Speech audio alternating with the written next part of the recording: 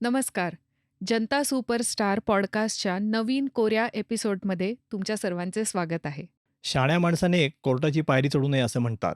पण काही वेळा अशी परिस्थिती येते की नाईलाजास्तव ही पायरी चढावीच लागते.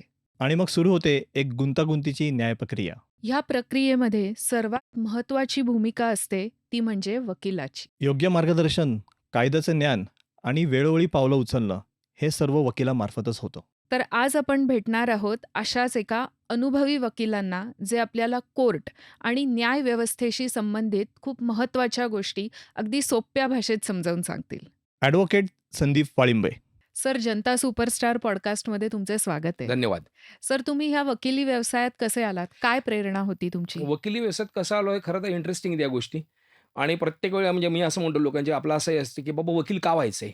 हं. बऱ्याच वेळा असं होतं की आपण स्टुडंट असतो, विद्यार्थी असतो, त्या दशेमध्ये आपल्यासमोर आपल्या घरातले कोणी वकील असतात, जवळचे नातेवाईक असतात आणि मग आपण बघितलेलं असतं की अरे वकिली कसे असतो, आपले वडील किंवा कोणी येतात घरी, मग ते कोर्ट काढणं किंवा ते घरी येऊन सांगतात की अरे आज माझं असं झालं तसं झालं, मी हे वाचतोय किंवा आपण मग घरी बघतो की बाबा वडील आपले एवढं वाचन करतायत. ह्या सगळ्यामुळे कधी कधी आपल्या वातावरण आपल्या मनावर पडणं की नाही अरे आपल्याला वकील व्हायला पाहिजे. ज्या प्रकारे आपले आई वडील किंवा नातेवाईक कोण जवळचा माणूस वकील आहे तसं आपल्याला वकील व्हायला पाहिजे, हे एक मनात असतं. कधी-कधी काय असतं, की आपण पिक्चर बघतो, बॉलिवूडमधले असतील, हॉलिवूडमधले असतील, वकिली संदर्भातले बघतो किंवा काही पुस्तकं वाचतो. जसं मगाशी म्हटलं मी, की अमेरिकेचा जो एक प्रसिद्ध लेखक आहे जॉन ग्रिशॅम. त्याची हं. पुस्तकं अतिशय इंटरेस्टिंग असतात. ती लीगल फिक्शन्स असतात ती. ती ओके. खरी असतात असं नाही. पण त्यामुळे तुम्हाला एक प्रेरणा मिळू शकते, "अरे नाही, आपल्याला वकील व्हायचं बाबा, आपण हे सगळं डील करू शकू का?" म्हणून तो एक असा भाग असतो, की जी तुमच्यामागे प्रेरणा बनते. आणि तिसरं, की एखादी घटना अशी घडते तुमच्या आयुष्यात, की वाटते, "अरे आपण वकील व्हावं."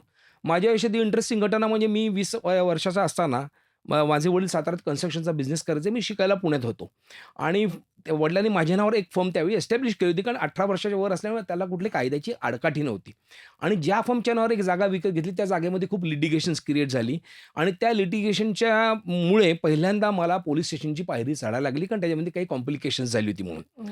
आणि मग ज्यावेळी मी वयाच्या 20व्या वर्षी पोलीस स्टेशनला पहिल्यांदा गेलो, त्यावेळी मला कळलं की पोलीस स्टेशन हा काय प्रकार आहे? पोलीस कसं वागतात? पोलीस काय करू शकतात?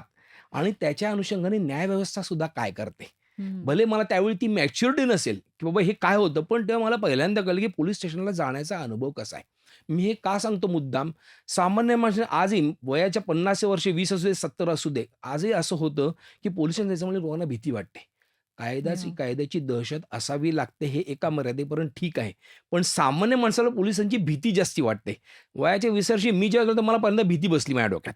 तर हे काय आहे आणि आपल्याला का बोलवलंय? मग माझी एक चौकशी झाली किरकोळ. एक स्टेटमेंट रेकॉर्ड केलं गेलं माझं. तेव्हा मला पहिल्यांदा कळलं, अरे हा काय प्रकार आहे? आणि पहिल्यांदा त्यावेळी मी आयुष्यात असं बघितलं, की आपण पिक्चर तसं, की पोलिसांच्याकडे अशी काही आयुध असतात, जसं म्हणतो, की पट्टा बोलू लागला, असा खरंच पट्टा असतो पोलीस स्टेशनला.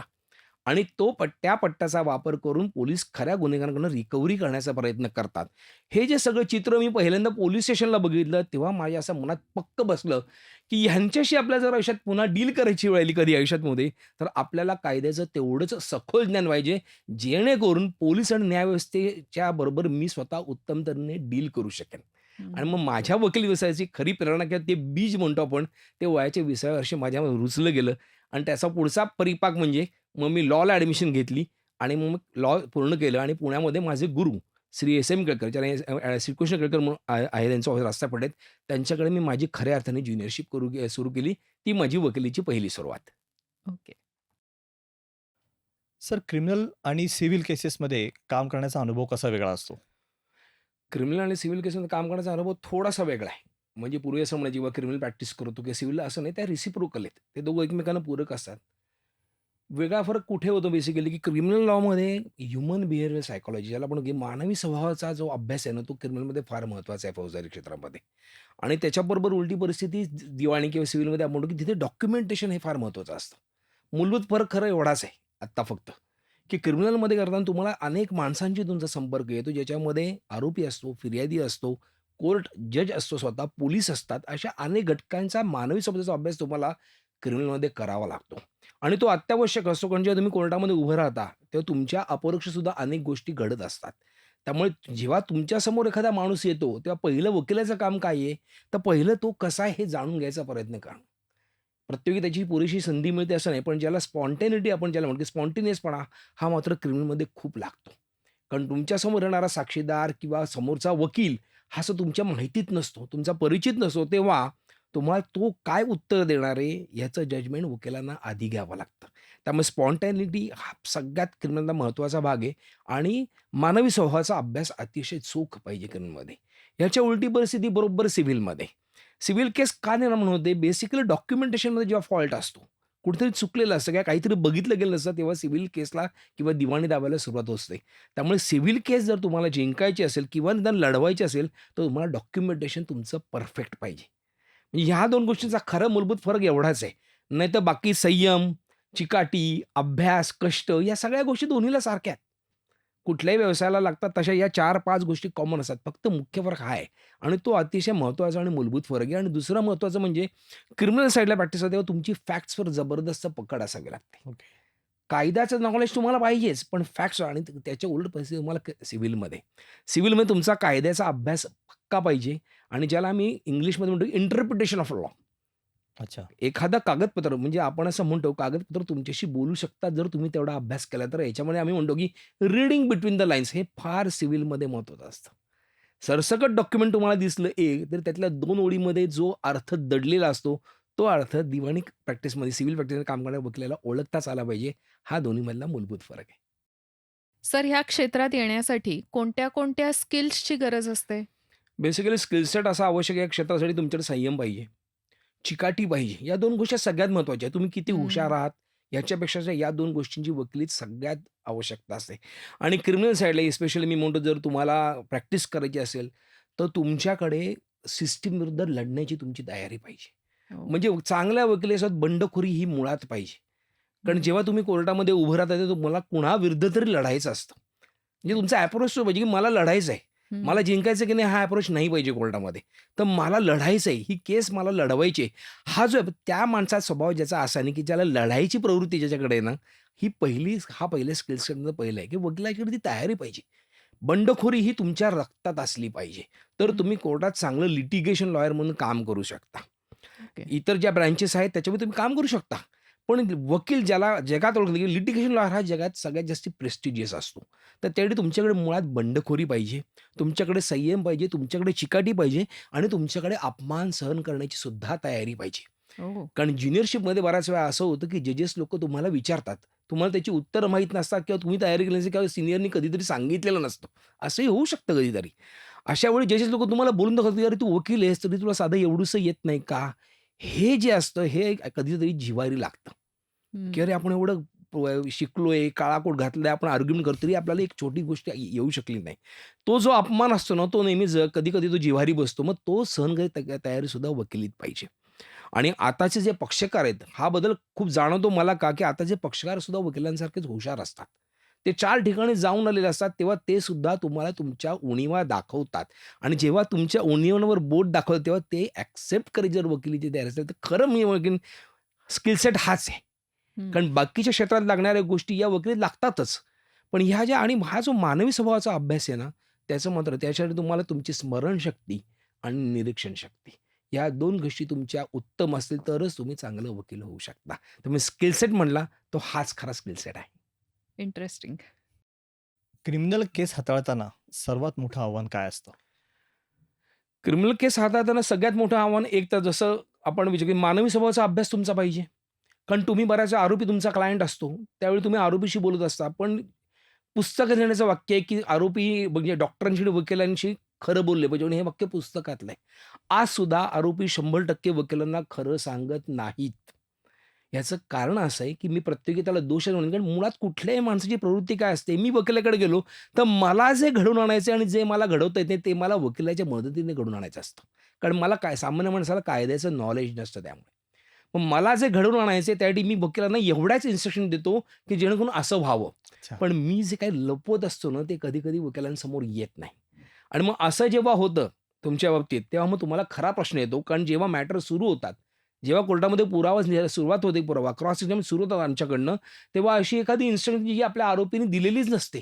आणि मग ते सरप्राईज होतं आमच्या दृष्टीने सुद्धा. की अरे हे आपल्याला सांगितलेलंच नाही. मग तिथे ही तुमची हुशारी पाहिजे, की त्याला तुम्हाला कव्हर करता आलं पाहिजे. हे कव्हर करणं हे खरं सगळ्यात महत्त्वाचं आहे. म्हणजे आम्ही म्हणतो सरप्रायझिंग एलिमेंट काय आहेत? चार्जशीट असली किंवा सिव्हिलमध्ये सुद्धा डॉक्युमेंट समोर असतं. सिव्हिलमध्ये सरप्रायझिंग एलिमेंट याची शक्यता असते कारण कायदा असा आहे सिव्हिलचा, की कागदपत्रांच्या बाहेर तुम्हाला जाता येत नाही. अच्छा.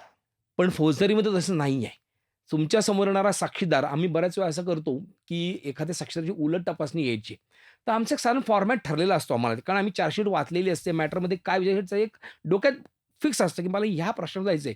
पण कधी-कधी साक्षीदार अचानक एकदम उलटं उत्तर देतो किंवा एकदम काहीतरी सरप्रायझिंग उत्तर देतो, की जी आमची पूर्ण डिफेन्स लाईन बिघडवून टाकायची शक्यता असते. मग ती कव्हर करणं हे सगळ्यात जास्त क्रिमिनलमधलं सगळ्यात मोठं चॅलेंज ते. अदरवाईज सरप्राईज फार असतात असं नाही, कारण पेपर्स आमच्याकडे पण असतात, अभ्यास आमचाही असतो. पण तरीसुद्धा असं कधीतरी होऊ शकतं, की आपल्यासमोर अशी अचानक गोष्ट येते, की जी आपल्याला माहीतच नसते किंवा आपल्याला आपल्या पक्षकाराने इन्स्ट्रक्शन दिलेली नसते आणि मग ज्यावेळी तेव्हा तुम्ही तो पुरावा घ्यायचा प्रयत्न करता किंवा उलट तपासणी घ्यायचा प्रयत्न करता, त्यावेळी मात्र मग तो तुम्हाला ते कव्हर करता आलं पाहिजे आणि तेच सगळ्यात मोठं चॅलेंजिंग आहे असं माझं मत आहे. खूपच वेगळी गोष्ट आहे ही. अभ्यासपूर्ण. निश्चित. ओके. सर मला विचारायचं होतं, की आरोपी आणि पीडित ह्या दोघांशी वागताना संतुलन कसं तुम्ही राखता? खरं सांगायचं तर आरोपी आणि पीडित किंवा फिर्यादी आम्ही ज्याला म्हणतो, त्यात निश्चित फरक असतो. याचं कारण असं की वकील हा पहिला मनुष्य असतो हं. आणि अजूनही 100 पैकी 70 लोकं हे वकील असले तरी माणूसच असतात ते. येस. म्हणजे ते गुन्हेगार नसतात. की जे म्हणजे आरोपींचं जे मानसशास्त्र आहे ना, ते वकील एक प्रकारे समजावून घेत असतो. अशा वेळी काय असतं, की आपल्याला माहीत असतं, की आरोपीने गुन्हा केलेला आहे. त्यामुळे हं. त्याच्याकडे बघण्याची बहुतांशी वकिलांची दृष्टी ही बायस असते. बायस अशा दृष्टीने, की तो गुन्हेगार आहे हे माहीत असतं, पण माझा व्यवसाय मी त्याला सोडवतोय. त्यामुळे तिथे हो. कंपॅशन किंवा सहानुभूतीचा अभाव असतो. ह्याच्याबरोबर उलटी परिस्थिती फिर्यादीच्या बाबतीत असते किंवा पीडित व्यक्तीच्या बाबतीत असते, की आपल्याला माहीत असतं, की ती सफरर आहे. हं. त्यामुळे बऱ्याच वेळा लोकं मला विचारतात, की तिथे तुमची संवेदनशीलता काय काम करते की नाही? तर जो वकील संवेदनशील आहे, ज्याला कळतं तो निश्चित फरक करतो या गोष्टीमध्ये. कारण मी एखाद्या क्रिमिनल ट्रायलमध्ये मी आरोपीतर्फे आहे आणि समज मी एखाद्या पीडित व्यक्तीची, महिलेची, पुरुषाची, लहान मुलांची, विशेषतः फॅमिली लॉमध्ये हा प्रश्न आम्हाला वकिलांना खूप वेळा भेडसावतो. जेव्हा आई-वडिलांच्या घटस्फोटासाठी छोटी-छोटी मुलं कोर्टामध्ये येतात, त्यांना जजेस लोकं प्रश्न विचारतात. हं. कधीतरी अशी वकिलांवर पाळी येते, की असा तेव्हा आमच्यामध्ये हे पक्कं असतं, की बाबा ही सफरर आहे. त्यामुळे तिला ट्रीट करण्याची सर्वसामान्य वकिलांची पद्धत ही नक्कीच कंपॅशनेट असते. हं. वकिली हा व्यवसाय असला 24 तास आमच्या रक्तात भिनली असली, तरीसुद्धा विवेक किंवा संवेदनशीलता ही वकिलांकडून वापरली जाते आणि मग तिथे आम्ही तो निश्चित फरक करतो. खूप वेळा लोकं म्हणतात, की "अरे, पण आरोपींच्या खोटी असते केस." पण मी इथे म्हणतो एक अमेरिकेतला एक प्रसिद्ध जज होता सॅम्युअल लिबोइस म्हणून. पहिला ज्यू जज अमेरिकेतला. ओके. तो नेहमी म्हणायचा, की माझ्याकडे एखादा आरोपी आला, तर हे माझं कामच नाही, की त्याच्याविरुद्ध केस खोटी आहे का खरी आहे आणि त्याने ते काम जजचं आणि ईश्वराचं आहे. माझं काम एवढंच आहे, की फक्त त्याची केस तसंच आहे. आरोपींचे तो आमचा ॲटिट्यूड हाच आहे, की तो आता कसा आहे, त्याने काय गुन्हा केला याच्याशी मला काही करायचं असतं. मला त्याला सोडवायचं एवढंच माझं टार्गेट असतं. म्हणून हं. तिथे माझा स्वभाव वेगळा असतो. तो कधी-कधी माझ्या मूळ स्वभावाच्या विरुद्ध असतो. पण हं. ह्याच्या उलट सफराच्या बाबतीत असतं, जी पीडित व्यक्ती असते, भलेही आम्हाला तिची खूप उलट तपासणी घ्यावी लागली, काही विचित्र अडचणीचे प्रश्न, पण जे कायद्याच्या कक्षेत आहेत, हं. असे प्रश्न आम्हाला विचारावे लागतात. ते आम्ही विचारतो. पण मनात एवढी मात्र जाणीव असते, की ती व्यक्ती सफरर आहे. येस. सर सिव्हिल लॉ संदर्भात एक प्रश्न आहे. सिव्हिल केसेस कुठल्या-कुठल्या प्रकारच्या असतात? आता मी म्हणजे सिव्हिल केसेस पूर्वी एक ठोकताळा होता, की सिव्हिल केसेस म्हणजे काय? तर जमिनीच्या केसेस म्हणजे मालमत्तेच्या वादासंदर्भातल्या केसेस, हं. की जमिनीच्या केसेस असतील, मग त्या फ्लॅटच्या असतील अशा. आता सिव्हिल लॉ असो म्हणजे लॉ मुळात हे फील्ड आता इतकं एक्सपांड झालंय, की आता सिव्हिलमध्ये काय येऊ शकेल? तर प्रॉपर्टी डिस्प्यूट आहेच आहेत. मग ते घराचे असतील, फ्लॅटचे असतील, जमिनींचे असतील, कुठल्याही प्रकारचे असतील, हे असतात. आता दुसरं म्हणजे बेसिक आम्ही ज्याला म्हणतो कॉर्पोरेट लिटिगेशन हा एक खूप मोठा नवीन अँगल आहे, की कंपन्यांचे कॉन्ट्रॅक्ट्स असतात. कंपन्यांची रिकव्हरी असतात. हल्ली न्यायव्यवस्थेला पर्याय म्हणून एक आर्बिट्रेशन लॉकडे बघितलं जातं, की ज्यामध्ये एका त्रयस्थ व्यक्तीबरोबर किंवा लवादामार्फत हे सगळे वाद सोडवण्याचा प्रयत्न केला जातो. तर आर्बिट्रेशन आहे, प्रॉपर्टी डिस्प्यूट मग कॉन्ट्रॅक्ट्स आहेत, कंपनीची मोठी कॉन्ट्रॅक्ट्स असतात.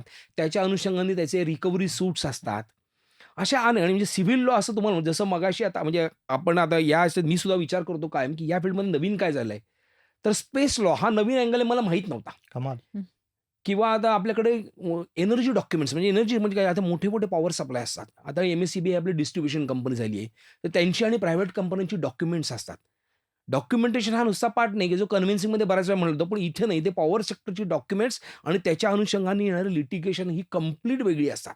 आणि ह्याच्यामध्ये बऱ्याच वेळा ह्या सगळ्या गोष्टी या सिव्हिल लॉमध्ये अंतर्भाव होतो याचा. फॅमिली लॉ आहे. फॅमिली लॉ यातला बराचसा सिव्हिल आहे. कारण फॅमिली लॉच्या अनुषंगाने एक क्रुएल्टी हा सेक्शन सोडला तर बरेचसे डिस्प्यूट नवरा-बायकोंचे मालमत्ता, मेंटेनन्स म्हणजे पोटगी आणि या सगळ्या अनुषंगाने आणि घटस्फोट. त्यामुळे सिव्हिल लॉ म्हटलं तरी तो इतका व्हास्ट आहे. त्याच्यामध्ये अनेक फील्ड्स नाही म्हणजे ही वानगी दाखल उदाहरणं दिली आहेत मी 4-5. पण अशा अनेक गोष्टी सिव्हिल लॉमध्ये, की ज्या प्रत्यक्ष या 1-2 मिनिटात देणं शक्य नाहीये. पण साधारण ठोकताळा असा असतो ज्याच्यामध्ये म्हणतो, की डिस्प्यूट असतील ते प्रॉपर्टी रिलेटेड डिस्प्यूट्स असतात. तुमचा फॅमिली लॉ असतो. तुमच्या डॉक्युमेंटेशनचा जे आणि त्याच्या डिस्प्यूट असतात. नंतर कंपनीचे कॉन्ट्रॅक्ट असतात. त्यांच्या रिकव्हरीज असतात आणि सामान्य माणसाची आर्थिक देवाण-घेवाण असते. त्याच्यामध्ये जे रिकव्हरी सूट असतात, हे सगळे या सगळ्या बऱ्याचशा गोष्टींचा अंतर्भाव हा सिव्हिल केसेसमध्ये होतो. थोडक्यात सिव्हिल लॉ हा खूप वाईड आहे. प्रचंड आणि हा सिव्हिल आणि क्रिमिनल असा फरक नाही. आता लॉ हा खूप एक्सपांड झालेला आहे आणि लॉचं स्वरूपही खूप बदललंय. सो ह्या सिव्हिल लॉमधलाच मालमत्ता वाद किंवा आपण प्रॉपर्टी डिस्प्यूट जे म्हणतो, हे कशा पद्धतीने हाताळलं जातं? प्रॉपर्टी डिस्प्यूट हाताळलं तर म्हणण्यापेक्षा मुळात प्रॉपर्टी डिस्प्यूट होऊ नये यासाठी खरा प्रयत्न करणं आवश्यक असतं. आजही माझा बऱ्याच पक्षकारांबरोबर किंवा क्लायंटबरोबर किंवा मतभेद होतो, की प्रॉपर्टी डिस्प्यूट का होतात?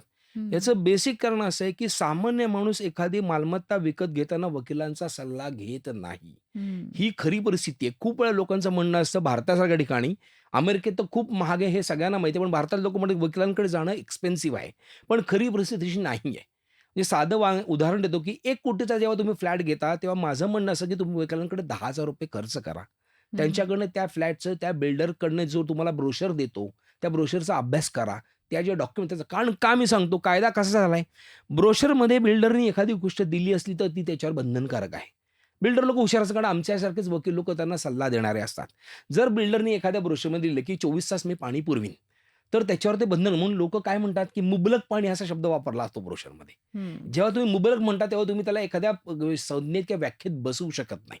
मग आता ह्या ज्या गोष्टी ह्या तुम्हाला कोण सांगू शकेल? तर हा तुम्हाला दुसरा वकीलच सांगू शकतो. येस. बिल्डरकडनं एखादी फाईल तुम्ही जेव्हा प्रॉपर्टी विकत घेताना घेता, त्यावेळी तुम्हाला त्या प्रॉपर्टीचा अभ्यास करणं, त्यावेळी तुम्ही एक्सपर्ट नाही हे तर तुम्हाला माहिती आहे. लोकं काय विचार करतात, की आज वकिलाला पैसे देण्यापेक्षा आपण घेऊन टाकूया. इतर 10 जणांनी घेतलाय, त्याच्यावर लोन सँक्शन झाले, तर आपण घ्यायला हरकत नाही. हं. पण ह्याचा पुढे तोटा असा होतो, की बऱ्याच वेळा लोन सँक्शन झाली, तरी बँका रिकव्हरी या फ्लॅट पर्चेसरकडनं करतात, बिल्डरकडनं करत नाहीत. त्यामुळे तुम्ही पहिल्यांदा वकिलाला अप्रोच होणं हे कुठल्या गोष्टी की आता आपण जमीन घेतली समज जमीन घ्यायची आहे. तर ट्रान्सफर प्रॉपर्टी ॲक्ट प्रमाणे 30 वर्षाचा जरी कमीत कमी तुम्हाला सातबारा उतारा फेरफार ही सगळी डॉक्युमेंट बघायला लागतात. अनेक डॉक्युमेंट आहेत त्यातले ही मी बेसिक डॉक्युमेंट सांगतोय. ओके. आणि मग त्यावेळी सर्च टायटल घेणं कंपल्सरी आहे कायद्याने. लोकं घेतात पण तो कसा मग स्वस्तात कसा मिळेल, काय 2 पानाचा मिळेल का त्याच्यावर भागेल असं नाही. जर तुम्हाला प्रॉपर्टीचा कुठलाही वाद टाळायचा असेल, तर तुम्हाला वकिलांना त्यांचा प्रॉपर सल्ला घेणं, त्याच्यासाठी फी मोजणं, ह्या जर 2 गोष्टी सामान्य माणसाने केल्या, तर बहुतेक ठिकाणी वाद होणारच नाहीत. हा झाला बराचसा आपल्या शहरी कायद्याच्या संदर्भातला. ग्रामीण भागामध्ये बऱ्याच वेळा असं होतं, की बांधावरचे वादसुद्धा असतात किंवा हं. कुटुंबातले सुद्धा इंटरनल डिस्प्यूट्स वाद असतात. हो. इथे मात्र तुम्हाला तो वेगळा विचार करावा लागतो आणि माझं म्हणणं असतं, मग हे सगळ्या गोष्टी असताना वकिलांचा सल्ला घेणं, ही जर गोष्ट सामान्य माणसाने टाळली, तर मात्र त्यांना इनएव्हिटेबली डिस्प्यूटला सामोरं जावं लागतं. त्यामुळे मालमत्तेचा वाद निर्माण होऊ द्यायचा नसेल, तर मुळात वकिलांचा उत्तम प्रकारे सल्ला घेणं, हे जर सामान्य माणूस करत असेल किंवा करू शकला, तर प्रॉपर्टी डिस्प्यूटचं प्रमाण खूप कमी होईल. आणि तीच खरं यातली खरा म्हणजे जी किल्ली आहे ती ही आहे, की हां. कुठल्याही मालमत्तेचा वाद तो होऊ नये असं जर वाटत असेल, तर वकिलांचा सल्ला घेणं मस्ट आहे, गरजेचं. बंधनकारक आहे. तर त्यातनं खूप कॉम्प्लिकेशन्स कमी होऊ शकतात. एक सामान्यांचा प्रश्न, कोर्टात गेलं की वेळ लागतो.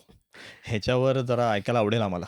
निश्चित. कोर्टात गेलं की वेळ लागतो ना, खरं त्याच्यामागे अनेक कारण आहेत. असं एक कारण आहे आमच्या लॉमध्ये आम्ही एक स्ट्रेट जॅकेट फॉर्म्युला म्हणून एक फ्रेज वापरतो, की त्याला कुठला असा ठोकताळा नाही, तर त्याला अनेक कारण आहेत.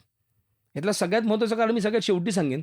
पण साधारण सामान्य माणसाला पेपरमधनं किंवा चर्चेतनं किंवा एखादा वकील ओळखीचा असतो त्यामुळे काय कळतं, की वेळ का लागतो? तर बेसिकली आपल्याकडे असं परिस्थिती विचित्र आहे, की भारताची लोकसंख्या 140 कोटी आहे. त्यामुळे दर 1 लाखामागे किंवा 10 लाख असणारी जजेसची संख्या जेवढी आवश्यक आहे, ती भारतामध्ये उपलब्ध नाही. जजेसची कमी संख्या हे पहिलं कारण. दुसरं असं जजेसची कमी संख्या असल्यामुळे त्या अनुषंगाने त्याच्याबरोबर जो सपोर्ट स्टाफ असतो, तो मुळात कमी आहे. हं. सपोर्ट स्टाफ कमी आहे, जजेसची संख्या कमी. तिसरं असं, की आपल्याला शहरात दिसतं, पण ग्रामीण भागामध्ये अजूनही जजेसला सुद्धा काम करण्यासारखं एन्व्हायर्नमेंट नसतं बऱ्याच वेळा. ह्याच्यामागचं आणि दुसरं एक महत्त्वाचं आणि विचित्र आणि वादग्रस्त कारण आम्ही नाही म्हणतो, की न्याय तुमच्या दारी ही जी सगळ्यात घाणेरडी कन्सेप्ट सरकारने आणली, की न्याय हा स्वस्त नाहीच पाहिजे. न्याय तुमच्या दारी असं झालं, की न्यायालयाचं महत्त्व कमी होतं आणि मग त्याच्या अनुषंगाने लिटिगेशनची संख्या वाढते, की जी अनबेअरेबल आहे आत्ता आपल्या सिस्टममध्ये. आणखीन एक महत्त्वाचं कारण म्हणजे, की पूर्वी आम्ही असं गृहीत धरायचो, की तुमच्याकडे एखादी तक्रार आली आरोपी विरुद्ध किंवा एखाद्या दिवाणी वाद आला आणि प्रतिवादी, तर आम्ही असं साधारण की बाबा नाही, तो म्हणतोय ते खरं आहे. पण आता काळ बदलला, तशी लोकांची मानसिकता बदलली. त्यामुळे आता न्यूसन्स व्हॅल्यू क्रिएट करणं हा प्रकार खूप आणि त्याच्यामुळे खोट्या केसेस खूप दाखल होतात. हं. ज्याचा संपूर्ण मशिनरीवर ताण पडतो. यामध्ये पोलीस आले, वकील आले आणि जजेस आले. हं. हे जे कारण आहे, हे अनबेअरेबल केसेस वाढण्याचं प्रमाण आहे, की ज्याच्यामुळे खूप सिस्टमवर ताण येतोय. या सगळ्या जी लोकांना माहिती आहे, ज्ञात अशी कारणं असतात आणि आम्ही कोर्टात बघतो, की एकेका जजेसकडे 300-300 मॅटर रोज असतात. सामान्य माणसाला हे कळत नाही. मला लोकं म्हणतात, की "अरे वकील साहेब काहीच चालत नाही." मग मी त्यांना काय करतो, ते म्हणतो, "तुम्ही कोर्टात या." जेव्हा सामान्य माणूस सकाळी 11 वाजून 5 वाजेपर्यंत बसतो ना 11 ते 5 तेव्हा त्याला कळते, "अरे आपलं काम खरंच किती अवघड आहे." इतकी आणि कुठलाही जज आणि मूलभूत फरक असा आहे, की जजेसचं जे फंक्शन आहे किंवा वकिलांचं नाही, हे प्रोडक्शन लाईनसारखं नाही. खूप लोकांना कळत नाही. "अरे आमचं का होत नाही?" प्रोडक्शन लाईनमध्ये तुम्ही एक डाय तुम्ही कास्ट केलात ना आणि तो आत मशीन टाकला ना, की 1000 पार्ट बाहेर पडू शकतात त्याचे. तसं हे फंक्शन नाही. इथं हं. प्रत्येकाला दुसऱ्याच्या स्वभावाचा अभ्यास करून काम करायचं असतं. त्यामुळे त्याच्यामध्ये जे मतभेद होतात, त्याच्यामध्ये स्ट्रॅटेजीज बदलतात आणि वकील ही बुद्धिबळाच्या पटासारखी आहे. इथे काम करताना लोकं बुद्धिबळाच्या पटासारख्या चाली रचतात. त्याच्यामध्ये जो वेळ असतो तो इनएव्हिटेबल आणि तो लाँग असतो. त्यामुळे वकील ह्याचा वेळ जातो आणि खरं आता मी तुम्हाला सांगतो आणखीन जे वकील लोकं फारसं सांगत नाहीत. यातनं नेकेड ट्रुथ काय आहे? एक सामान्य माणूस मी विचार करतो, की वकील हा पोटार्थी असतो. मी सुद्धा सामान्य माणूस आहे. माझा व्यवसाय वेगळा आहे. माझ्या व्यवसायाला थोडंसं ग्लॅमर आहे, थोडं ग्लोरिफिकेशन आहे. मी थोडासा पॉवरच्या जवळ जाणार आहे. पण वकील हा सामान्य पोटार्थी असतो. मला एखाद्या पक्षाने माझ्याकडे मी साधारण एक उदाहरण देतो छोटंसं. एखाद्या पक्षाने माझ्याकडे येतो आणि तो म्हणतो, "या केसचा निकाल 2 वर्षात लावायचा." तर मी म्हणतो, "किती फी लागेल?" तर तो म्हणतो, "मी तुम्हाला ₹1,00,000 देईन." समजा आपण उदाहरण घेऊया ₹1,00,000. पण तोच जर पक्षकार मला म्हणला, की "नाही वकील साहेब मला ही केस 2 वर्ष लांबवायची त्याची मी तुम्हाला ₹2,00,000 देणार आहे." तर माझ्यासारखा स्पेसिफिक म्हणतो, की पोठार्थी तो म्हणतो, की मला ₹2,00,000 मिळण्यात मला इंटरेस्ट आहे. हं. मला 1,00,000त इंटरेस्ट नाही, कारण मला काहीच घेणं नाहीये, की ₹1,00,000 ती 2 वर्षात केस जातीये. ह्याच्याशी कारण माझा इंटरेस्ट माझ्या ₹2,00,000 मध्ये आहे. अगदी सामान्य आणि हीच खरी म्हणजे रिॲलिटी. हेच नेकेड ट्रुथ आहे, की वकील सुद्धा असा विचार बरं ह्याच्यामध्ये फक्त वकिलांचा फायदा आहे का? तर नाही. ज्या पक्षकाराने सांगितलेलं असतं, की मी तुम्हाला 2 वर्ष मला काढून द्या, तर मी तुम्हाला ₹2,00,000 त्याचाही बेनिफिट आहे ना. त्यामुळे ह्या गोष्टी कायम रिसिप्रोकल आणि आपल्याकडे असं झालंय, की आपल्याकडे दंभ खूप आहे. सामान्य माणसांना वाटतं, की मी असं तसं नाहीये. कुठलाही आरोपी समज तुमच्या माझ्यासारख्या सामान्य माणसातनं एखादा गुन्हा घडला, तर कुठला सामान्य माणूस कोर्टात जाऊन म्हणतो, की नाही मी गुन्हा केलाय, माझ्यावर ताबडतोब तपास करा, दोषारोपपत्र दाखल करा आणि मला शिक्षा होऊ दे, कारण मी गुन्हा केलाय. अशी 100तली 99 माणसं अशी नसतात. ती सामान्य तुमच्यामध्ये मी काय प्रयत्न करेन, आता नाही ह्याला मला शिक्षा ही जे मला कदाचित मला याची सुटका करता येत नाही, तर मी ह्याला खूप वर्ष बाहेर ठेवायचा प्रयत्न करेन. हं. आणि मग तिथे त्याला सामान्य माणसं एकदा कन्सेंटच असते. कुठलाही आरोपी असं म्हणत नाही, की मी गुन्हा केलाय तर मला शिक्षा व्हावी. तो मला पहिलीच सांगायचा, "वकील साहेब हे आपल्याला 10 वर्ष लांबवायचंय." मग मी म्हणतो, "अरे 10 वर्ष लांबवायची कॉस्ट किती माझी?" तर एवढी आहे. तो म्हणतो, "मी द्यायला तयार आहे." आणि हं. मग इथे या व्यवस्थेचं खरं रूप बाहेर पडतं. मग तिथे स्ट्रॅटेजी आखल्यात कोर्टामध्ये, की ही केस किती लांबवता येईल. आणि मग तिथे माझ्या वकील म्हणतो, "ठीक आहे, मला लांबवायची कारण मला जास्ती पैसे मिळतायत." आणि म्हणून या व्यवस्थेत वेळ लागतो ही खरी परिस्थिती. थोडक्यात हे व्यवस्थेचं कटू सत्य आहे. हे व्यवस्थेचं कटू सत्य आहे आणि हे आजपासून चालत आलेलं नाहीये. हे सगळीकडे आणि जगात सगळीकडे फक्त आपल्याकडे 140 कोटीचा भस्मासूर लोकसंख्येचा आणि त्यामानाने स्रोत पुरेसे नाहीत, हे खरं सत्य आहे. अच्छा. लोकांनी कोर्टात जाण्यापूर्वी कोणते पर्याय लक्षात घेतले पाहिजेत? कोर्टात जाण्यापूर्वी पर्याय लक्षात घेणं म्हणजे मुळात त्याच्यामध्ये वाद निर्माण होऊन देणं ही एक पहिली जबाबदारी सामान्य माणसाची पण ती एक आहे. हं. दुसरं असं की वकिलांचा सल्ला घेणं. हं. कुठल्याही वाद उत्पन्न होऊ नये याच्या दृष्टीने जो विचार विनिमय आवश्यक असतो, ज्याला आपण स्लँगमध्ये कन्सल्टेशन म्हणतो. हं. तर ते लीगल कन्सल्टेशन घेणं आणि त्याच्या अनुषंगाने जे डॉक्युमेंटेशन असतं ते प्रॉपर करणं हाच त्याच्यावरचा उपाय आहे लिटिगेशन टाळण्यासाठी किंवा कोर्टात जाऊन टाळण्यासाठी. ओके. हे झालं सिव्हिलमध्ये, दिवाणीच्या क्षेत्रात. फौजदारी क्षेत्रामध्ये बऱ्याचशा गोष्टी तुमच्या आमच्या हातातच नसतात. कारण गुन्हेगार काय असा विचार करून मी केला नाही तर काय असं होतच नाही. गुन्हा हा घडत जातो. आपण एक सामान्य माणूस म्हणून जर विवेक वापरायचा ठरवला, एखादी गोष्ट जरी संताप आला, राग आला, तर त्यातनं पुढच्या होणाऱ्या परिणामांची जर उद्भवणारे जे परिणाम असतात, त्याची जर जाणीव आपण मनात ठेवली, तर गुन्हेगारी क्षेत्रातल्या सुद्धा बहुतेक गोष्टी कमी होऊ शकतील.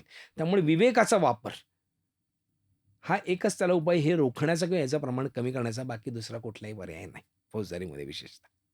सो सिव्हिल म्हटलं की कोर्ट आलंच. तर सिव्हिल म्हटलं की क्रिमिनल असा डिफरन्सच नाही आता. कोर्ट आलं असा. ओके. जसं मी म्हणत असेल कोर्ट नको असेल कारण आपल्याकडे दुसरी पर्यायी सक्षम व्यवस्था नाहीये.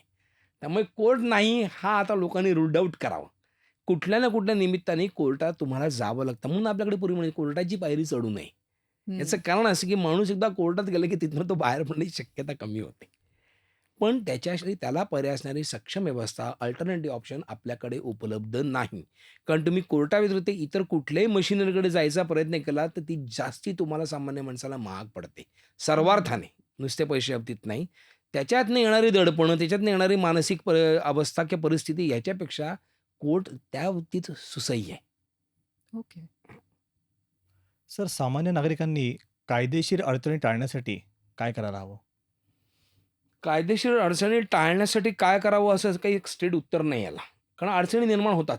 काही वेळा परिस्थिती अशी असते की अडचणी येतात आपोआप. म्हणजे तुम्ही किती त्याची काळजी घेतलीत, तरी असं एखादं होऊ शकतं की तुम्ही एखादी प्रॉपर्टी खरेदी करायला जाता आणि अचानक काहीतरी असं होतं की त्यानंतर एखादी गोष्ट नंतर उद्भवते त्याच्यामध्ये किंवा तुम्हाला त्याची पूर्ण माहितीच मिळत नाही. मग असे तुमच्याकडे ऑप्शन काय आहे? तर टाळण्यासाठी ऑप्शन एकच आहे की काळजी घेणं. हं. काळजी घेणं एवढं एकच ऑप्शन आणि ह्या व्यवसायाच्या अनुषंगाने काळजी घेणं म्हणजे काय जसं मी रिपीटेडली म्हणलं, की वकिलांचा सल्ला घेणं, त्या दृष्टीने कन्सल्टेशन, कायदेशीर त्याच्या दृष्टीने कागदपत्र तयार करणं किंवा जसं फौजदारीमध्ये म्हणतो तसं टाळता येणं नसतं. बऱ्याच वेळा गोष्टी आता रस्त्यावरची मारामारी ही तुम्ही टाळू शकत नाही. कारण ती आउट ऑफ सडन प्रोव्होकेशन असते. आपल्याकडे छोट्या-छोट्या गोष्टींचा अभ्यास केला जात नाही, पण आम्ही करतो, की आता उन्हाळा जेव्हा सुरू होतो ना, तेव्हा गुन्ह्यांमध्ये वाढ होते. याचं साधं कारण सांगतो तुम्हाला, जशी उष्णता वाढते, ग्रीष्मा वाढतो, तशी लोकांचं वैताग वाढलेला असतो. लोकांचा माइंड कंट्रोल लूज झालेला असतो आणि तिथनं रस्त्यावर छोट्या अगदी गाडीचा धक्का लागला म्हणून सुद्धा भांडणं होतात. हो. ही जी भांडणं असतात ही आउट ऑफ प्रोव्होकेशन असतात. ज्याला आम्ही सडन प्रोव्होकेशन म्हणतो लीगली आमच्या ह्याच्यामध्ये. ही जी सडन प्रोव्होकेशनची जी भांडणं असतात, ही तुम्ही टाळूच नाही शकत. मग ह्याला काय ह्याच्यावर उपाय काय? तर आपलं मन संतुलित ठेवणं एवढा एकच उपाय आहे. संयम आणि संतुलन. संयम आणि संतुलन या एकच उपाय तुमच्याकडे आहे हे टाळण्याचा. आणि जसं मी म्हणलं, की दिवाणी याच्यामध्ये तुम्हाला गोष्टी टाळता येणं म्हणजे काय? तर तुम्ही काय एखादी खरेदी करताय किंवा तुम्ही एखादे कॉन्ट्रॅक्ट करताय, काही करताय, त्यात जास्तीत जास्त प्रिकॉशन आम्ही म्हणतो बेअर प्रिकॉशन तरी तुम्ही घ्याव्यात वकिलांच्या सल्ल्याने. तेवढा एकच उपाय की जो आपण टाळू शकतो. नाही तर माझ्या म्हणण्यावर लिटिगेशन हे इनेव्हिटेबल आहे. सर, भारतातील न्यायव्यवस्थेमध्ये सध्या कोणते बदल होत आहेत? न्यायव्यवस्थेमध्ये बदल मुख्य म्हणजे ना खरं तर टेक्नॉलॉजी. हा मुख्य बदल आता न्यायव्यवस्थेत सुद्धा होतोय. म्हणजे आर्टिफिशियल इंटेलिजन्स ज्याला आपण म्हणतो, की आता आर्टिफिशियल इंटेलिजन्सचा मोठा आता एक भाग न्यायव्यवस्थेत सुद्धा सुरू झालाय. पूर्वी आम्ही जेव्हा अभ्यास करायचो एखाद्या केसचा, तेव्हा किंवा जजेसमोर आम्हाला आर्ग्युमेंट करायला लागायचं. त्यावेळी आम्हाला रेफरन्सेस द्यावे लागायचे. रेफरन्सेस म्हणजे काय? त्या पुस्तकातले काही उतारे असतील किंवा पूर्वीच्या कोर्टांची, हायकोर्टाची, सुप्रीम कोर्टाची जजमेंट असायची. मग आम्हाला काय करायचं, आमच्या सिनियरला म्हणायचे, की "अरे, हे 1-2 जजमेंट शोधून काढ." मग शोधून काढ म्हणजे काय? त्यावेळी कॉम्प्युटर कमी होते किंवा नव्हते असं मी म्हणेन. जेव्हा माझी जी रिशिप सुरू झाली 2000च्या आसपास साधारण कमी होते प्रमाण. तर मग आम्ही पुस्तक काढायचो. मग त्याचे समज मला सर सांगायचे एक 1890चं जजमेंट पाहिजे. जेव्हा ब्रिटिश एम्पायर होतं, जेव्हा ब्रिटिश रिजाईम होतं, 1890चं मला जजमेंट पाहिजे. मग आम्हाला 1890चा व्हॉल्यूम शोधून काढायचा पुस्तकातनं. मग तो शोधायचा. मग त्यातला तो ॲप्लिकेबल होता का बघायचा. मग त्याच्यावर चीट लावायचं. मग ते सरांकडे द्यायचं किंवा मग कोर्टामध्ये त्याची कॉपी काढून कोर्टाला द्यायची. आता कसं होतं, की तुम्ही मोबाईलवर, लॅपटॉपवर, कॉम्प्युटर एका क्लिकवर तुम्ही ते जजमेंट शोधता. बदल इथे येतोय. मूलभूत तत्वात बदल नाही, की अभ्यास करणं आवश्यक आहे. ह्याच्यात बदल नाही. पण ट्रेंड काय बदलतोय, तर टेक्नॉलॉजी अशी खूप आता डेव्हलप टेक्नॉलॉजी लीगल फील्डमध्ये सुद्धा येते. आता असं की काही काही केसेस अशा की ते विशिष्ट असतात. एक रिकव्हरी सोडलं की त्यात बाकी सगळं ठरलेलं असतं. कधी-कधी फक्त त्याच्या अमाउंट्स वेगळे असतात. मग तुम्हाला काय? एआयचा बेनिफिट तो आहे. जर मी आर्टिफिशियल इंटेलिजन्स वापरत असेल, तर माझा वेळ खूप वाचतो. त्यामुळे आता लीगल प्रोफेशनमध्ये हा ट्रेंड खूप आलाय, की टेक्नॉलॉजीचा वापर हा या व्यवस्थेत सुद्धा आता खूप वाढत चाललाय. तो ॲडव्हांटेजेस आहे आणि डिसॲडव्हांटेजेस पण आहे दोन्ही. कुठल्याही गोष्टीचे प्रोज आणि कॉन्स दोन्ही असतात तसाच तो आहे. त्यामुळे हा ट्रेंड दुसरा मगाशी म्हणलं तो जास्ती गंभीर आहे, की जो मनुष्य स्वभावाच्या संदर्भात आहे, की न्यूसन्स व्हॅल्यू क्रिएट करणं खूप हा जीडीचा एक ट्रेंड विचित्र चाललाय, की एखाद्याला अडचणीत आणण्यासाठी मुद्दाम लिटिगेशन क्रिएट करायचं हं. आणि मग ते भांडत बसायचं. हं. त्याच्यासाठी खोटे गुन्हे विशेषतः आता आपण ज्या महिलांच्या संदर्भातले गुन्हे आहेत, त्याच्यामध्ये आता हे खूप प्रमाण वाढलंय, की महिलांकडनं बऱ्याच वेळा कायद्याचा दुरुपयोग केला जातो. खेडेगावातल्या महिलांपर्यंत कायदा पोहोचला नाही असं आजही माझं स्वातंत्र्य इतकं वर्षाचं आजही आमच्या वकील वगैरेचं मत आहे, की अजून खेडेगावातल्या महिला खऱ्या अर्थाने कायदा पोहोचला नाही. पण त्याच्या उलट परिस्थिती शहरांमध्ये. शहरातल्या महिलांना ज्यांना कायदा माहिती आहे, त्यांना नुसता कायदा म्हणजे त्यांना कायद्याचा दुरुपयोग कसा करायचा हे सुद्धा माहिती. आणि त्यांनी सल्ला घेणारी आमचीच मंडळी असतात वकिली क्षेत्रातली. हा सुद्धा ट्रेंड हा जास्ती धोकादायक आहे. म्हणजे टेक्नॉलॉजीचा जो वापर वाढला आहे ना, तो पॉझिटिव्हनेसपेक्षा बऱ्याच वेळा हल्ली निगेटिव्हिटीकडे चालला आहे. तो जास्ती धोकादायक आहे. दुसरं असं की वकिलीत व्यवसायात नवीन बदल जसं नवीन क्षेत्र खूप ओपन झाली आहेत वकिलीमध्ये सुद्धा. ट्रेंड काय बदलत चालला आहे, पूर्वी गुन्हेगारी ठरलेली होती. म्हणजे आम्ही ज्या बॉडी बेस्ड ऑफेन्सेस म्हणजे खून, खुनाचा प्रयत्न, बलात्कार, अपहरण हे एक फॉर्म्युला ठरले होते, की ह्या सेक्शन खाली हे गुन्हे दाखल व्हायचे खूप संख्येने. हं. आता ट्रेंड असा बदलला, की आता सगळ्यात जास्ती गुन्हे हे आर्थिक गुन्हे आहेत. हो. ज्याच्यामध्ये चीटिंग आहे, क्रिमिनल ब्रीच ऑफ ट्रस्ट आहे, फसवणूक, विश्वासघाताचा प्रयत्न करणं, फोर्जरी करणं, अफरातफर करणं, या गुन्ह्यांचं प्रमाण आता वाढलंय आणि त्याच्या अनुषंगाने आता सायबर क्राईम्स खूप वाढले. ट्रेंड काय बदललाय गुन्हेगारीतला, तर ट्रेंड असा बदललाय. कारण पूर्वी बॉडी बेस्ड ऑफेन्सेसमध्ये गुन्हेगारांना ज्याचा फायदा व्हायचा त्याच्याच्या खूप बेनिफिट आता आर्थिक गुन्ह्यातनं होतोय. अच्छा. त्यामुळे तपासाची दिशासुद्धा आता बदलली आहे. जजेसचा माइंडसेट आता बदलणं आवश्यक. हा जो ट्रेंड आहे हा नवीन खूप तसा वकिलांच्या दृष्टीने सुद्धा चॅलेंजिंग आहे.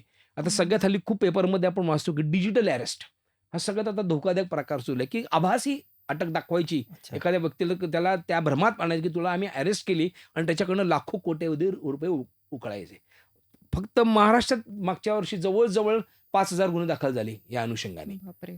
सायबर क्राईमचा. तर हा ट्रेंड जो ज्युडिशियरीचा बदलतोय ना, हा एकदम वेगळा आहे. हा चॅलेंजिंग वकिलांसाठी आणि जजेससाठी सुद्धा आहे. कारण आमचा माइंडसेटच नव्हता त्याच्यामध्ये. आमच्याकडे पूर्वी गुन्हेगारी म्हणजे कशी हे ठरलेलं आहे. आम्हाला माहिती आहे वर्षानुवर्षे जजमेंट येतात. पण आता ह्याच्यासाठी आम्हाला एक वेगळा अभ्यास करायला लागतो. कारण हे जे फील्ड आहे किंवा आता डी-एन-ए सारख्या गोष्टींचा आता खूप वापर वकिलीमध्ये वाढला आहे. म्हणजे पूर्वी पॉलिग्राफ टेस्ट किंवा ब्रेन मॅपिंग हे फक्त पुस्तकात किंवा इंग्लिश पिक्चरमध्ये हॉलिवूडमध्ये हं. आपण बघायचो. की अशी टेस्ट केली आणि त्या आरोपीकडनं असं उत्तर वदवून घेतलं. आता त्याचा वापर आपल्याकडे इन्व्हेस्टिगेशनमध्ये पण होतोय. त्यामुळे हे जे ट्रेंड चेंज होत आहे, जसं गुन्ह्याचं स्वरूप बदललंय, तसं तपास यंत्रणांची पद्धती पण बदलली आहे. तसे न्यायालयातले कायदेसुद्धा आता बदलत चाललेत. आणि हा जो बदलता ट्रेंड आहे, हा कोऑप्ट करण्यासाठी किंवा ह्याला कोप अप करण्यासाठी वयाच्या 85 नंतर जे वकील आहेत ना, त्यांना थोडी जास्ती कष्ट करावे लागतात आमच्यासारख्या. कारण ह्यातनं आम्ही वाढलेलो नाहीये. आमच्या दृष्टीने दिवाणी कायद्यात सुद्धा काय आहे, फौजदारीमध्ये जसं तर दिवाणीमध्ये काय आहे, तर हां, रिकव्हरी सूट आहेत, प्रॉपर्टी सूट्स आहेत. पण आता डॉक्युमेंट बेस्ड सूट असतात, जेव्हा कंपनीचे कॉन्ट्रॅक्ट्स असतात मोठी, त्याच्यामध्ये खूप क्लॉजेस असतात, त्याच्यामध्ये खूप टेक्निकल टर्म्स वापरले असतात. जसं मी म्हटलं, की पॉवर सेक्टरमध्ये एनर्जी रिलेटेड डॉक्युमेंट असतात. त्यातले कित्येक टर्म्स आम्हाला माहीत नसतात किंवा नवीन असतात. त्याच्याशिवाय पहिले 20-25 पानं फक्त डेफिनेशन्स असतात डॉक्युमेंटमध्ये. त्या डेफिनेशनचा इंटरप्रिटेशन करणं आणि त्याच्या अनुषंगाने जर लिटिगेशन कोर्टामध्ये क्रिएट झालं, डिस्प्यूट झाला, तर त्याच्या दृष्टीने त्याला समर्पकपणे उत्तर देणं, हा जो सगळा नवीन ट्रेंड आहे, हा सुद्धा एकदम चॅलेंजिंग आहे वकिली दृष्टीने. म्हणजे जसं आपण म्हणतो, की एआयमुळे इतर क्षेत्र जसे ट्रान्सफॉर्म होत आहेत, तसं आता लीगल फील्ड हे ट्रान्सफॉर्मेशनकडे चाललं आहे. त्यामुळे टेक्नॉलॉजीचा सगळ्यात ॲडव्हांटेज म्हणाल तर टाईम सेव्हिंग. हे टेक्नॉलॉजीचा सगळ्यात ॲडव्हांटेज लीगल प्रोफेशन. तसंच त्याचा जो निगेटिव्हिटीकडे जाणारा वापर आहे, हे सुद्धा समाजापुढे आणि वकिली व्यवस्था किंवा न्यायव्यवस्थेसमोर पोलीस यंत्रणा असतील, वकील असतील, जजेस असतील, यांच्यासमोर ही चॅलेंजिंग पोझिशन आहे आता. हा जो ट्रेंड आहे, हा दोन्ही दृष्टीने आहे. चांगला पण आहे आणि वाईटसुद्धा आहे. थोडक्यात एका क्लिकवर फायदा आणि तोटा दोन्ही आहे. दोन्ही आहे. दोन्ही आहे. पूर्वी तसंच होतं, पण त्यासाठी लागणारा वेळ दीर्घकालीन होता. आता तो एका क्लिकवर अवेलेबल झालाय. हा फरक आहे. आपण आता बोललो, की टेक्नॉलॉजीमुळे लीगल ट्रेंड्स खूप बदलत चालले आहेत. पण नक्कीच. मग त्याचप्रमाणे ऑनलाईन कोर्ट किंवा ई-फायलिंग, व्हर्चुअल हिअरिंग ह्याबाबत तुमचं काय मत आहे?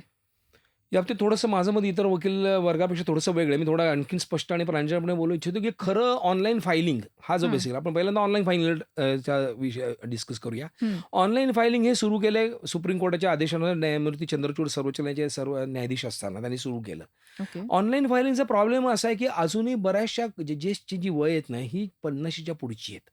हं. आणि ह्याच्यामध्ये जेव्हा आम्ही ऑनलाईन फायलिंग करतो, त्यांना पूर्ण स्क्रीनवर ते बघावं लागतं. तर अजूनही खूप जजेसची मानसिक तयारीच नाही हे करायची. याचं कारण सांगतो, आमच्याकडे पोलिस स्टेशनला कधी-कधी एखाद्या गुन्ह्यांच्या ज्या चार्जशीट त्या 1000 2,000 पानांच्या असतात. मग काय बरं. सिस्टम करायची? तुम्हाला ऑनलाईन फायलिंग तुम्हाला ती 2000 पानं तुम्हाला ना कॉम्प्युटरवर लोड करावी लागतात. हं. आणि जेव्हा मी आर्ग्युमेंट करणार आहे, तेव्हा मी असं विचारतो, "त्या 2000 पानाला मला समज 199 नंबरचं पान वाचायचं आहे, तर it's very difficult for a जज." की ते पान म्हणजे मग ते काढायचं आणि त्यांनी 199 स्क्रीनवर काय लिहिलंय हे मी बघायचं. हं. हे अतिशय 50च्या पुढे ज्यांची वय झाली त्या जजेस लोकांसाठी किंवा वकिलांसाठी सुद्धा अवघड आहे. ऑनलाईन फायलिंग करण्याचा सरकारचा हेतू काय किंवा न्यायालयांचा हेतू काय हा अजून आमच्यापर्यंत खऱ्या अर्थाने पोहोचला नाही, असं आमच्या वकील वर्गाच्या प्रांजळमध्ये त्याचा त्रास. बरं आमच्या दुसरी सजेशन अशी होती, की बाबा हे ऑनलाईन फायलिंग तुम्हाला सुरू करायचं आहे ना, तर तुम्ही ते पहिलं सुप्रीम कोर्टात एस्टॅब्लिश करा. मग ते हायकोर्टात एस्टॅब्लिश करा. तिथे जेव्हा ते पूर्ण एस्टॅब्लिश होईल तेव्हा तुम्ही ट्रायल कोर्टाकडे या. इथे ओके. काय केलं सरकार न्यायालयांनी की खालच्या कोर्टांनी पहिल्यांदा हे सगळं करावं. त्यांच्यामागे त्यांचा काही हेतू असेल, पण त्याचं क्लॅरिफिकेशन अजून आम्हाला तरी पोहोचलं नाहीये. त्याच्यामुळे झालं काय, की ऑनलाईन फायलिंग सगळं होतंय. आणि दुसरं असं, की ज्युडिशियरीचं एक आवडतं वाक्य आहे, की ह्याच्यात पक्षकारांना सुलभता मिळावी आणि हं, खर्च हं, कमी हं. आहे. पण ह्याच्या उलट बरोबर हे धोरण आहे असं आमचं मत आहे. याचं कारण असं आहे, की जरी आम्ही ऑनलाईन फायलिंग केलं, तरी जजेस लोकं आम्हाला आजही एखाद्या बेल ॲप्लिकेशनमध्ये म्हणतात, की उद्या हार्ड कॉपी द्या. हं. म्हणजे पक्षकारांनी काय खर्च करायचा? वकील साहजिकच त्याच्या पाकिटातनं ते खर्च करणार नाही. मग वकील म्हणतो काय, की तुम्ही मला पेन ड्राईव्हवर ते सगळं सेव्ह करून द्याच, परत ह्याची झेरॉक्स कॉपी पण काढा. म्हणजे हा जो खर्च आहे, हा जो दोनदा खर्च करायचा, तो पक्षकारांच्या माथीच मारला जाणार आहे. कारण वकिलाकडनं हे अपेक्षित नाही, की मी हे करीन असं नाहीच होणार ते.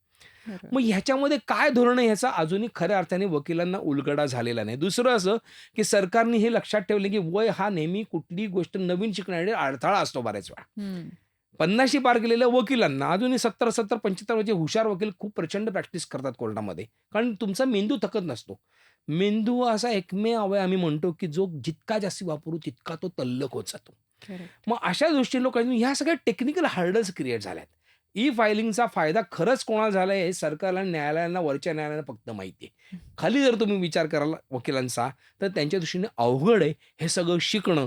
आता नवीन लोकं नवीन जी मुलं आहेत ना, ती हे एकदम ऑप्ट करतात. त्यांना एकदम सोपं वाटतं. हो. पण आमच्यासारख्या लोकांना ते थोडंसं अजूनही अवघड आहे. त्यामुळे मला असं पर्याय खरं वाटत नाही, की ई-फायलिंगचा खूप बेनिफिट सिस्टममध्ये आणि क्लायंटला होतोय. दुसरं असं, की आता व्हर्चुअल हिअरिंग हा एक नवीन ट्रेंड आहे आता. व्हर्चुअल हिअरिंगचा हायकोर्टातली, सुप्रीम कोर्टातली किंवा ट्रिब्युनल समोरची हिअरिंग ही व्हर्चुअल होतात. पण मी अजूनही खरं सांगतो, की एखादी केस जिंकणं किंवा लढवणं ह्याच्यासाठी वकिलांचा युक्तिवाद हा अत्यंत महत्त्वाचा, की ज्याला मी आर्ग्युमेंटेटिव्ह स्किल्स म्हणतो आपण. हं. तर त्याच्यामध्ये वकिलांची देहबोली, बॉडी लँग्वेज आणि गेस्चर्स ह्याच्यावर केस फिरवल्या जातात. हा आजपर्यंत या व्यवसायाचा इतिहास आहे. हं. ज्याच्याकडे येस. ज्युडिशियरीने दुर्लक्ष केलं असं आमच्यासारख्या वकिलांचं ठाम मत आहे. कारण मला जेव्हा दिसतंय, लोकं काय म्हणतात, "त्यांनी केस फिरवली." केस फिरवली म्हणजे काय हो? जर कागदपत्र त्याच्याविरुद्ध केस कशी फिरवणार आहे? तर त्या कागदपत्रांच्या ज्या पुरेशा नसतील किंवा ज्या तुमच्या विरुद्ध त्या कागदपत्रांचा वापर करून त्या प्रकारचं उत्तम आर्ग्युमेंट करणं आणि ते आर्ग्युमेंट तुमचं कसं रिफ्लेक्ट होणार आहे, रीच होणार आहे? तर तुमच्या देहबोलीमधनं होणार आहे, तुमच्या गेस्चर्समधनं आणि ती जर गेस्चर्स, ती जर देहबोली जजेसवर त्याचं इम्प्रेशन पडलं.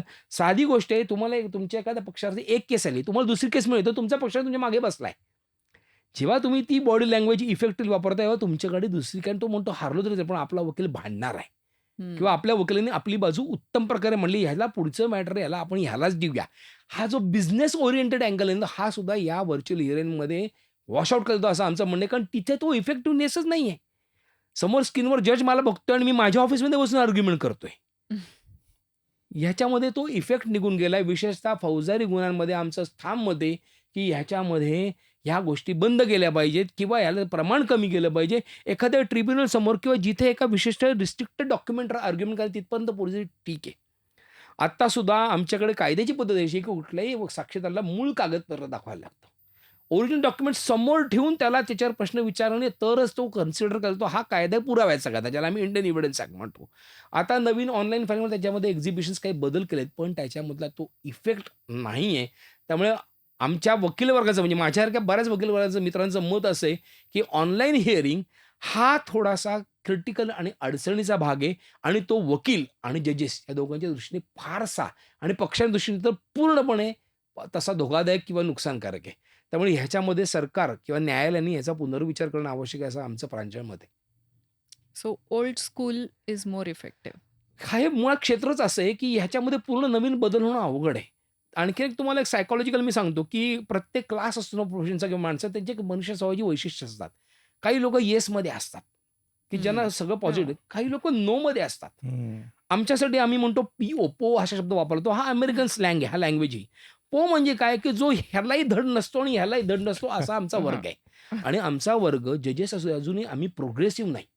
हं. आम्ही थोडेसे प्रॅग्मॅटिक आहोत अजून. टेक्निकल चेंज होत आहेत, पण त्याच्यामागची मानसिकता खरंच आहे चेंज होतीये की नाही, याचा विचार करणं कुठलंही धोरण आणताना सरकारने आणि कोर्टाने करायला पाहिजे. ते दुर्दैवाने व्हर्च्युअल हिअरिंगच्या बाबतीत झालं नाही, असं माझं तरी स्वतःचं स्पष्ट मत आहे. एखादी केस तुमच्याकडे आली, की ती जिंकण्या दृष्टिकोनातून तुम्ही बघता का? केस आली तर जिंकणं हा दृष्टिकोन तर असतोच ना. कारण हा सगळा व्यवसाय ईर्षेवर आहे. माझ्याकडे एखादं मॅटर आलं, की माझी पहिली काय इच्छा असते, की 2 गोष्टी असतात त्यामध्ये. क्लायंटला न्याय मिळणं, हा एक हेतू असतो मनामध्ये. न्याय मिळणं म्हणजे काय? तर ती केस जिंकणं. पण बहुतांश वेळा असं होतं, की काही गोष्टी तुमच्या हातात नसतात. तुमच्या क्लायंटच्या चुका असतात, तुमचे डॉक्युमेंटेशन वीक असतात किंवा तुम्ही सुद्धा कोर्टात संपूर्ण अभ्यास करून बदलत्या परिस्थितीमध्ये कमी पडू शकता. अशा अनेक गोष्टी येतात. पण आम्ही काय विचार करतो, की माझ्याकडे केलं तर मला जिंकायचीच आहे. पण मी जिंकलो नाही तर काय? तर मी केस हारत नसतो, तर मी त्यातनं अनेक नवीन गोष्टी शिकत असतो, की ज्या नवीन गोष्टी मला पुढची केस जिंकण्यासाठी मदत करतात. अच्छा. म्हणजे एकतर तुम्ही जिंकता किंवा तुम्ही शिकता. शिकता. आम्ही जिंकतो किंवा शिकतो. हारतो म्हणणं हे चुकीचं आहे. कारण हारलं म्हणजे काय त्यापुरतं ती हार असते. कदाचित वरच्या कोर्टात आम्ही परत जिंकू शकू. त्यामुळे आमच्या दृष्टीने एखादी केस होणं हे इतकं महत्त्वाचं की त्यात एकतर आम्ही जिंकतो किंवा आम्ही नवीन काहीतरी शिकून जातो. खूपच छान. सध्या लॉ शिकत असलेले किंवा नवीनच वकिली सुरू केलेल्या यंगस्टर्सना तुम्ही काय सल्ला द्याल? माझं पहिलं एक त्यांना सल्ला असेल, की या व्यवसायात जसं मी म्हटलं, की या व्यवसायाचं मूलभूत तत्व आहे, की पेशन्स पाहिजे. तर पहिला पेशन्स ठेवायला शिका.